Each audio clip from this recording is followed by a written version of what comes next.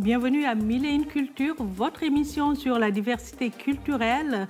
Une émission sur le thème de Noël, mais un Noël engagé, un Noël à l'image de ce qui s'est passé ces 2 dernières années où on pense aux autres, on pense aux gens qui n'ont pas nécessairement les moyens de fêter comme il aimerait. Et avec nous, une jeune femme très engagée au niveau de la société, Mélissa Masséna.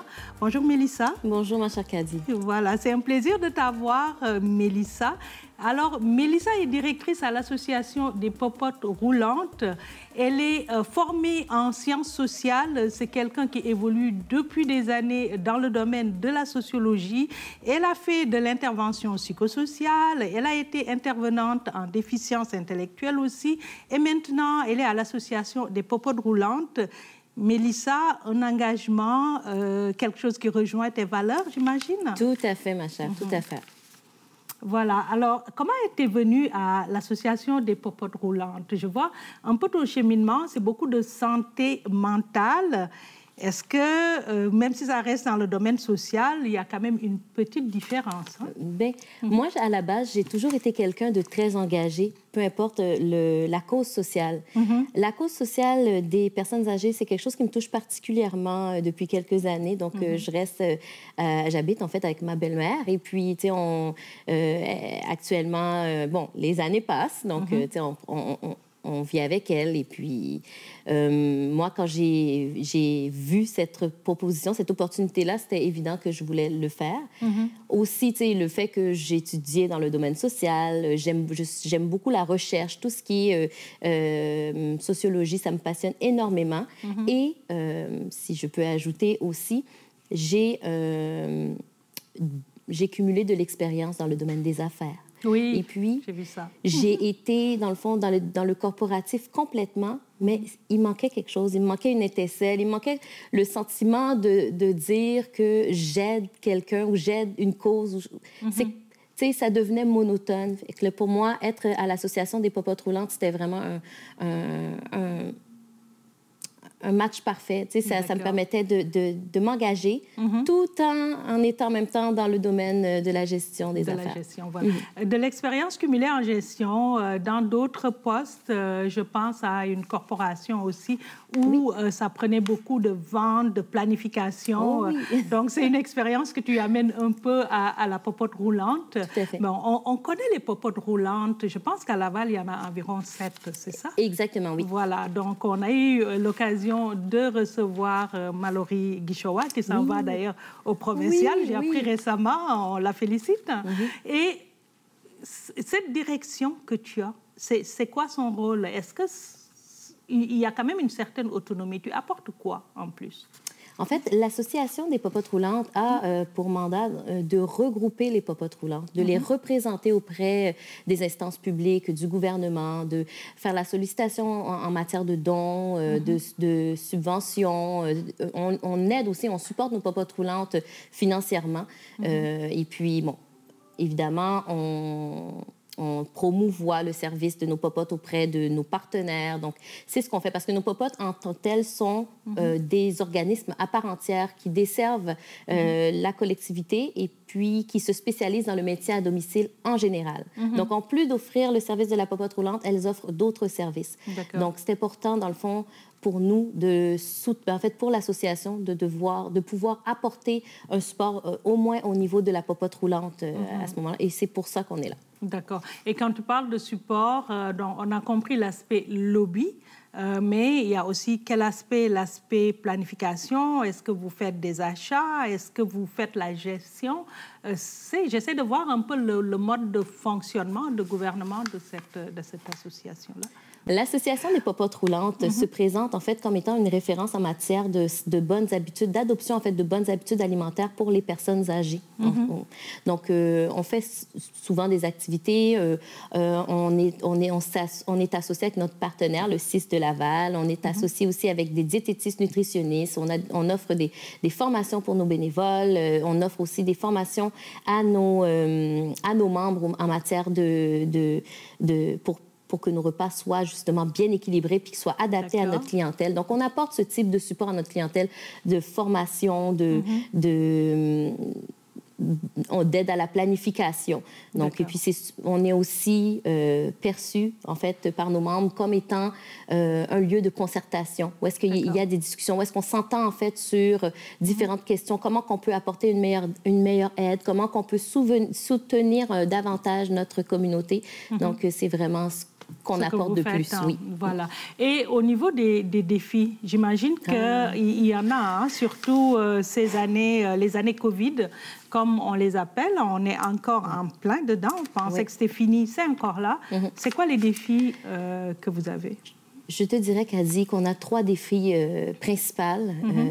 Et ils étaient déjà présents avant, ces défis-là, mais la COVID est venue renforcer, en fait, la situation. La COVID est venue mettre en lumière, en fait, la problématique encore plus. Je t'explique. Tout d'abord, on a l'augmentation des prix des aliments. Ça a vraiment un grand impact sur les achats, l'approvisionnement, les denrées, surtout au niveau des viandes ou des choses qui sont un petit peu plus dispendieuses à la normale.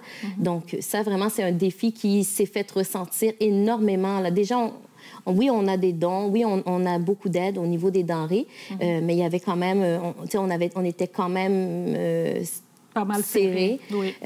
Mais là, maintenant, c'est... C'est pire. Oui. Et puis la demande augmente aussi. Exactement. Puis la demande augmente de plus en plus. Les gens ont besoin d'aide.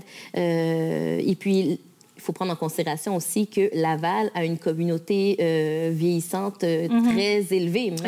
Exactement. Absolument. Exactement. La Ville fait beaucoup déjà et reconnaît ça, est en train de mettre en place différentes stratégies. Toutefois, reste du moins que, en général, cette problématique-là, là maintenant, elle est palpable. On peut la sentir. OK. Mais que peuvent faire, mettons, les Lavallois? On parle de la ville, on parle aussi des structures. Vous faites du lobby pour avoir des dons de compagnies, de structures. J'imagine vous sollicitez aussi les restaurants parce qu'on parle beaucoup de gaspillage alimentaire pour avoir des ressources. Mais qu'est-ce qu'on peut faire concrètement, mettons, monsieur, madame, tout le monde qui vous écoute, qu'est-ce qu'ils peuvent faire pour vous appuyer dans votre action? Bénévolat. On a du bénévolat, on en a toujours besoin. En fait, le service, là, des aides en cuisine, des gens pour livrer les repas, des gens qui vont intervenir, en fait, qui vont venir apporter les repas aux bénéficiaires de services, qui parlent avec eux.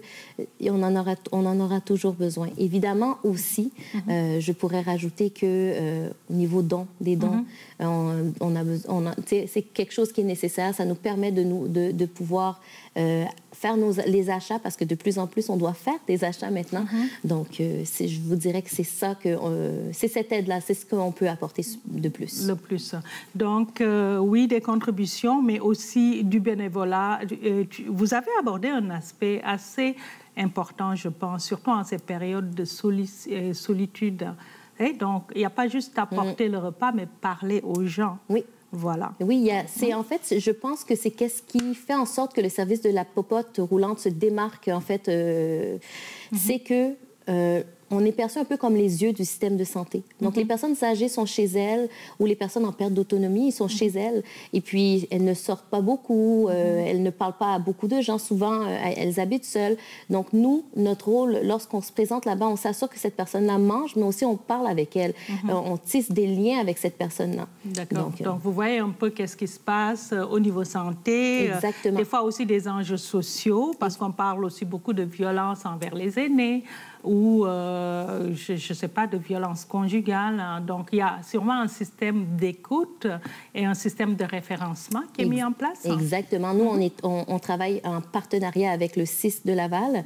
Donc, évidemment, lorsqu'il y a des situations qui doivent être reportées, elles le sont. Et par la suite, on travaille avec les intervenants pour pouvoir établir la situation. Okay. Donc, oui, tout à fait. Donc, on voit que c'est vraiment beaucoup plus complexe que de penser juste à recueillir des dons, planifier des repas, servir à du bas prix. C'est parce que ce n'est pas souvent gratuit non plus. Hein? Non. Donc, vous vendez quand même les repas à un prix qui n'est pas très élevé. Exactement. Donc, il y a l'aspect social, il y a l'aspect santé, il y a aussi l'aspect sécurité des personnes âgées. Exact. Vous faites un travail qui touche pas mal de domaines. Et vous avez été là depuis quelques mois. Oui. Donc, on va prendre une petite pause, puis au retour, vous allez me parler un peu plus de vous à la tête de cette association-là. Qu'est-ce que vous voulez impulser, mettons, quelle marque vous voulez laisser au niveau de cette association? Voilà. Nous allons maintenant céder la place à notre chroniqueuse culture, tendance et mode, Myriam Matondo. Myriam, on dit quoi? Le spectacle Noël, une tradition en chanson est de retour. L'édition 2021 verra la participation des artistes Annie Blanchard, Luce Dufaux, Laurence Jalbert, Nicolas Pellerin et les Grands Hurleurs, Paul Darèche et Maxime Landry. Une grande célébration du temps des fêtes à vivre en famille ou entre amis le 22 décembre 2021 à 20h à la salle André Mathieu. L'achat des billets se fait sur comotion.ca. Jusqu'au 2 janvier 2022, partez à la découverte des Aventures d'une nuit. Les Aventures d'une nuit sont des projections colorées et joyeuses par le biais de l'art sur la façade de la Grande Bibliothèque à Montréal. Le projet vise à rassembler des jeunes de différentes capacités pour qu'ils travaillent ensemble dans un esprit d'inclusion et de compréhension. C'est donc à admirer tous les jours dès la tombée de la nuit jusqu'au 2 janvier 2022. Le temps des fêtes est bel et bien là et Illumi Féerie de Lumière vous invite à découvrir de nouveaux mondes avec des expériences de technologie immersive. Petits et grands seront enchantés au milieu de ce grand spectacle multimédia son et lumière. Visitez donc illumi.com pour planifier votre visite à pied ou en voiture. Si vous optez pour des activités d'intérieur, le Cosmodome vous accueille pour vous faire vivre des aventures spatiales inoubliables à travers ces différentes activités, dont les missions spatiales virtuelles, avec des parcours et des défis au menu. Pour vous renseigner, donc, visitez leur site cosmodome.org. Le musée Armand-Trappier, centre d'interprétation des biosciences, est également une belle idée de sortie pour des activités à l'intérieur. Donc, renseignez-vous sur leur site Internet pour voir ce qu'ils ont à vous offrir. Le Père Noël est également de retour au Carrefour Laval. Allez-y donc visiter son chalet pour avoir des petites photos souvenirs avec lui. Et donc, il est là jusqu'au 24 décembre. Merci Myriam. Je retrouve mon invitée Mélissa Masséna, directrice de l'association des popotes roulantes de Laval. Alors, Mélissa, une nomination assez récente quand même, tu as fait moins d'1 an. Oui. Et on a parlé des défis, mais on va parler aussi, j'imagine, de la joie que tu as occupé ce poste-là, puis de tes ambitions. Imagine, tu veux laisser ta marque, une marque aussi de la diversité. Tu fais partie, je pense, des rares personnes de la diversité qui sont à un poste de responsabilité à ce niveau-là. Oui, en effet, je confirme. Pour moi, c'est très, très important de laisser une marque. Comme on le sait, là, la ville de Laval est en changement complet depuis quelques années. On parle d'ailleurs, là, je sais qu'au dernier sommet qu'il y a eu en avril 2021 sur la diversité et l'inclusion, on parlait justement d'une augmentation de 122 %. C'est immense de l'immigration dans la ville de Laval. Absolument. C'est immense. C'est la deuxième ville en immigration. En fait. Exactement. Ouais. Donc, pour ma part, je trouve que c'est plus que nécessaire que l'association des popotes roulantes commence à travailler, en fait, à diversifier un peu plus les menus. Je prends un exemple sur Scama, qui a su vraiment s'adapter de façon remarquable, qui a su adapter leur service à la nouvelle réalité de la ville de Laval. Donc, pour moi, c'est très important de continuer sur cette même lancée, puis de laisser la trace que j'aimerais laisser au sein de l'association des popotes roulantes. Là. On le sait, on connaît nos personnes âgées dans nos cultures. On sait que pour elles, c'est important, leur alimentation, leur nourriture, elle est importante. Donc, c'est pour ça que pour moi, Voilà. Plus de diversité. Exactement, exactement. Plus de diversité de services, plus de diversité de plats, plus de diversité de bénévoles aussi, j'imagine. Oui, exactement. Parce que ça, c'est un enjeu, hein, le bénévolat dans les communautés culturelles. Hein. Oui, c'est un enjeu en soi. Je pense que le bénévolat, point, est un enjeu. C'est un enjeu. Oui, surtout ça. Après la COVID, la plupart de nos bénévoles étaient des gens de 65 ans et plus. Okay. Après le premier confinement, là, où est-ce que les personnes âgées devaient justement se confiner, on est en train de s'en remettre, mais on a encore du travail à faire. Ça prend de l'intergénérationnel. Exactement, oui. Voilà, c'est ça. Et Mélissa, je vais te taquiner un peu sur tes origines. Tu es d'origine haïtienne. Exactement, oui. Donc, on sait que je suis d'origine africaine aussi. C'est quelque chose de naturel de s'occuper des aînés. Oui. C'est aussi très naturel d'offrir de la bonne bouffe, j'imagine. Oui. T'aimes ça, cuisiner? Oui, oui, donc, oui. Pour toi, cette période, qu'est-ce qui est important pour ces gens, pour les personnes? On est à une période de Noël, les ressources sont limitées. Qu'est-ce que toi, la jeune femme d'origine haïtienne, tu apporterais pour ce Noël-là? Durant cette période-là, ce que je trouve vraiment important, c'est nos personnes âgées qui vivent l'isolement, qui vivent seules. Oui, il y en a beaucoup qui ont des grandes familles, qui se rejoignent entre eux, mais souvent, c'est des personnes qui habitent seules, qui ont des moyens limités. Donc, ce serait vraiment de donner durant la période des fêtes. C'est très important. Ça nous permet de soutenir le service, ça nous permet de pouvoir justement continuer à aller voir nos personnes âgées puis garder un lien avec elles pendant cette période. OK. C'est aussi un moment de break après le travail, j'imagine aussi, de retrouvailles familiales. On est la période de Noël, rien à voir avec ton travail, mais toi, comme jeune femme, comment tu passes cette période-là en famille? On cuisine, évidemment, on cuisine, on mange, évidemment, on danse, on chante. Donc, Le Noël créole est-il différent de Noël, mettons, du québécois? Ou comme dit la publicité, la nouvelle publicité, c'est un Noël québécois?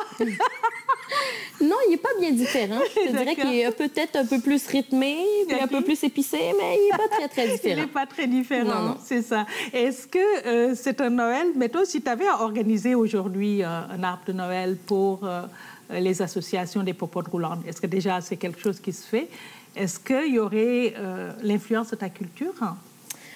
Si je vais à l'organiser aujourd'hui, peut-être pas. Okay. Mais si on me dit l'année prochaine, oui, c'est certain, il va avoir l'influence de la culture, mais je te dirais que peut-être que le sapin n'aurait pas l'influence de la culture maintenant, mais l'ambiance autour du sapin, disons que je me gênerais pas. Plus de begin, plus épicé. Oui, exactement. Voilà. Peut-être un peu de musique, on ne sait pas. OK, je te taquine parce que j'ai vu que tu as été à la tête d'une agence qui s'appelle Nation Créole. Tout à fait. Donc, ta culture, c'est important pour toi. Est-ce que tu es toujours active là-dedans? Puis, comment tu arrives à joindre tout ce que tu fais un peu à ramener tout ça ensemble? Pour moi, c'est une cause sociale qui me touche à cœur, qui va toujours me toucher à cœur jusqu'à la fin. C'est le développement économique de la communauté créolophone du Québec, là, particulièrement. Actuellement, c'est toujours actif, mais je suis seulement à titre de consultante. D'accord. Et puis, je vais l'être autant et aussi longtemps qu'on a besoin de moi dedans. Puis moi, pour composer avec ça, pour moi, c'est juste naturel, c'est juste normal. Ça me fait plaisir. C'est même pas un travail pour moi de continuer à soutenir cette cause-là. D'accord. Donc, en fait, ce que j'aimerais un peu voir apparaître dans notre discussion, c'est on a l'impression qu'on part dans tous les sens, mais la culture créole fait partie de la culture québécoise, en fait. Pour moi, oui, parce que je suis le résultat des deux. Des deux, oui. Voilà. Et tu es née au Québec? Hein? Oui, c'est ça. Née au Québec, étudiée au Québec, grandie au Québec. Tu as une famille, j'imagine? Oui. Oui. Et tu fais face à tous les défis d'une jeune femme québécoise, conciliation travail-famille, comment on appelle ça, prendre sa place comme femme dans une société, mener des projets sociaux. C'est un peu ce qui nous rassemble, Tout à fait. Puis, ce qui nous rassemble, puis qui doit être présent dans les maisons pendant cette période des fêtes. Oui, en effet, c'est une réalité. Donc, oui, je suis québécoise, je suis haïtienne aussi. Je suis une femme noire au Québec. Donc, oui, il y a des éléments avec lesquels je dois composer, que j'ai composé, que je vais composer aussi. Mais en général, j'arrive à m'adapter. On travaille fort. Avec nos enfants aussi, c'est de les éduquer, de leur montrer comment partager, en fait, la culture et, en fait, leurs deux cultures, en fait, parce qu'à la maison, on fait le plus possible pour pouvoir le tenir, en fait, dans la culture créole, mais aussi, il y a la culture québécoise dans laquelle ils baignent dedans. Donc, voilà. Puis il faut dire aussi que la culture québécoise, elle est en évolution présentement avec l'immigration, avec la pluralité culturelle qui est en train de s'imposer. Donc, j'ai pas trop d'efforts à faire. On va à l'école, il va à l'école, mon fils, par exemple, et puis... Bon, ses amis sont de toutes les couleurs, parlent toutes les langues. Donc, voilà. Non, en fait, c'est ça la nouvelle... c'est même pas la nouvelle culture québécoise, c'est la culture québécoise qui est en évolution. Exactement. Et nos enfants qui portent plusieurs identités. Exactement. Voilà. Nos enfants qui vont fêter un Noël peut-être un peu moins... orthodoxe, on dirait, parce qu'on s'en va avec cette nouvelle variante. On ne sait pas où on s'en va. Hein. Est-ce que vous, au niveau des services actuellement, c'est une préoccupation? Oui, on a dû vraiment s'adapter parce que pour nous, c'était très important le lien entre le baladeur, la personne qui amène la nourriture à la popote roulante, et le bénéficiaire de service qui reçoit le service. C'était très important de rentrer, de parler avec lui, de regarder l'endroit où est-ce qu'il reste, où est-ce qu'il habite. Et puis, mais maintenant, on reste à la porte. Donc, tu sais, il y a une belle coupure. Ben, une belle, elle n'est pas belle. Il y a une coupure qui se fait, justement, mais on arrive tout de même à maintenir on arrive à maintenir les liens, mais c'est pas comme avant. D'accord. Alors, Mélissa, on arrive au terme de l'émission. Si tu avais aujourd'hui un vœu, un souhait, quelque chose qui te tient vraiment à cœur ou un message à passer, ce serait quoi? Le message que je passerais présentement, ce serait vraiment... Je dirais aux gens, pendant le temps des fêtes, puis je l'ai déjà dit, je vais le répéter encore parce que c'est vrai, ça me tient vraiment à cœur. Nous, on est bien, on est chez nous, on mange, on est avec notre famille, mais il y a des gens qui n'ont pas cette chance. Je vous invite vraiment à donner, à donner. Nous, on redistribue ça, les dons, à travers nos différents membres Popote Roulante qui, comme je vous ai dit, offrent d'autres services en maintien à domicile. Donc, je vous invite à donner. Voilà. Merci Mélissa, merci d'avoir répondu à notre invitation, puis merci pour le beau travail que vous faites. Voilà. Merci aussi à vous qui nous suivez à la maison. On vous souhaite un heureux temps des fêtes, de joyeuses fêtes de Noël. Dans un format plus restreint, vous verrez peut-être moins de gens de votre famille, mais on prend soin les uns des autres. Et comme l'a dit Mélissa, si vous êtes capable de donner, d'aider votre prochain, donnez généreusement. Donnez de votre argent, donnez de ce que vous avez, mais donnez aussi de votre temps auprès des personnes âgées, auprès des personnes vulnérables. Puis, donnons-nous de l'amour, beaucoup d'amour entre nous, entre communautés, qu'on soit d'ici, qu'on soit d'ailleurs, qu'on soit né ici, qu'on soit immigrant. Nous sommes tous de la même race, la race humaine. Alors, sur ce, je vous souhaite un joyeux Noël. Puis, on va se quitter sur une belle note, une note musicale que va introduire Myriam Matondo. Notre coup de cœur est Caméléon de Mathéo. Mathéo est un artiste montréalais d'origine colombienne, lauréat de Révélation Radio-Canada 2020-2021. Donc, on vous propose d'écouter sa chanson Caméléon. Ya viene el camino largo.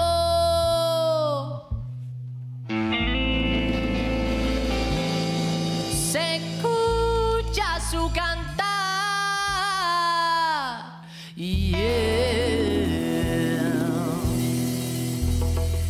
Y si se quema el monte,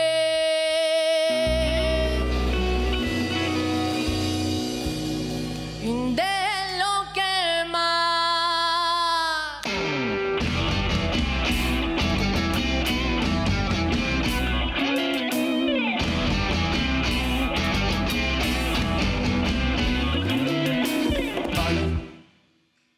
El camaleón se confundió. Vengo de frente y ahí traigo veneno y un cumbión. Vengo de frente y colorado se puso cuando yo le tiré aguardiente. La lengua le quedó larga, pobrecito el camaleón. Oh, oh, y ay, el camaleón que come moscas y yo. Vengo de frente y no sé a dónde mira, pero yo vengo de frente y colorado se puso cuando yo le tiré aguardiente. La lengua le quedó larga, pobrecito el camaleón. Oh, oh, yeah. Anselmito.